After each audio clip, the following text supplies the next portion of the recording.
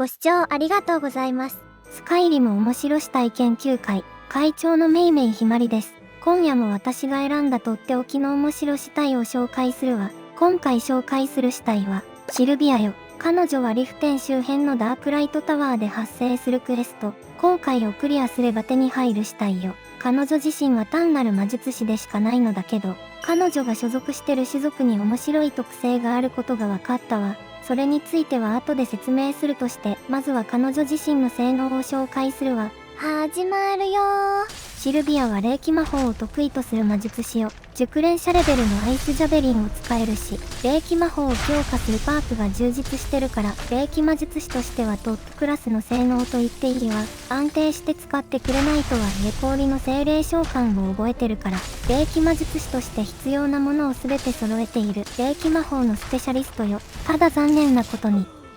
スカイリムでは霊気魔法は不遇なのよね。ドワーフオートマトンからは無効化されてしまうし、ノルドやアンデッドといった多数の種族から半減されてしまうわ。使える魔法が霊気属性でさえなかったら強力な魔術師だったのだけど、霊気魔法が不遇のせいで使い手ごと不遇になってしまっている死体。それがシルビアよ。説明しよう。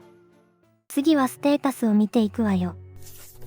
これがシルビアのステータスよ。まず彼女の種族だけど、エルダーという種族に属しているわ。これはスカイリムのお年寄り全般が分類される種族で、設定上の種族に関係なく、年を取っていれば全てこの種族になるわ。この種族は面白い特性を持っているのだけど、それについては後で実際に見てもらうわ。霊気魔法を熟練者レベルのアイスジャベリンまで使えるし、霊気強化をランク2まで取得してるから、霊気魔術師としてはこれ以上ないダメージを出せるわ。霊気パークの頂点である極霊刀まで取得してるから、瀕死の敵を霊気魔法で麻痺させることもできるわ。2連の衝撃も取得してるのだけど、そもそも2連の唱えをほぼ使わないから、これはあまり意味がないわ。体力はかなり高いのだけど、フレッシュ系の魔法が見習いレベルのストーンフレッシュだけで、魔術師の鎧も持ってないから耐久力には不安があるわね。最大間近が低めでアイスジャベリンを数発撃ったらあとはアイススパイクしか使わなくなるのだけど、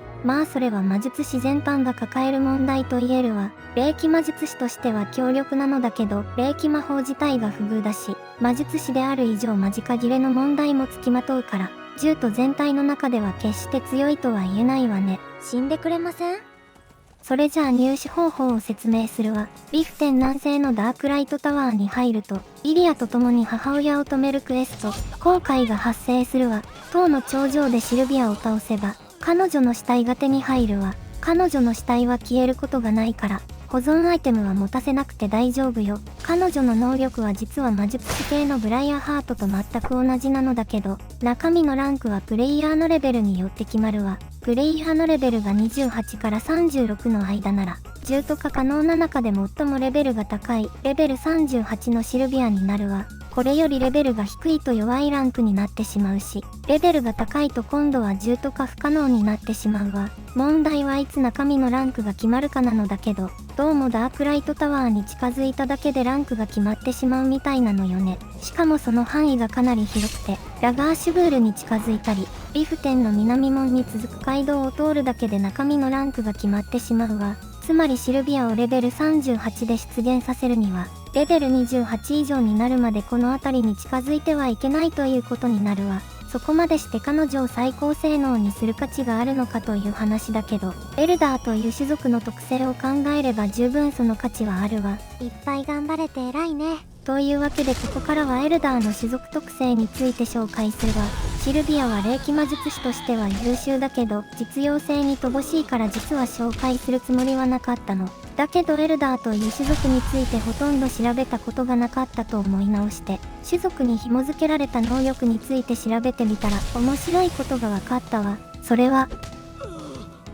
体力が自動回復するということよ。このシリーズで何度も言ってきた通り、死の獣人で蘇らせた死体は自動回復しないから、どんなに強い死体でも手動で回復しないといずれ死んでしまうわ。だけどエルダーなら戦闘終了後自動で回復するからそういう手間をかける必要がない。つまり非常に獣人向きの種族であると言えるわ。エルダーでまともな能力が設定されているキャラは少ないのだけど、シルビアはその数少ない一人よ。だからどんなに使いにくい霊気魔術師だったとしても、彼女は価値のある死体だと言えるわ。弓の適性はないけど、弓矢を持たせておけば霊気無効の相手でも殴りかかることがなくなるから、彼女を連れ歩くならとりあえず弓矢を持たせておいた方がいいわ。ご視聴ありがとうございました。というわけで今回はシルビアについて紹介したわ。いくら優秀でも霊気魔術師である以上ダンジョンによっては全く活躍できないのだけど、それを差し引いても自動回復するのは魅力的だから、資料術師ならぜひとも最高性能の彼女を手に入れたいわね。それじゃあ今回の動画はここまでよ。よかったらいいね、高評価してもらえると励みになるわ。またね。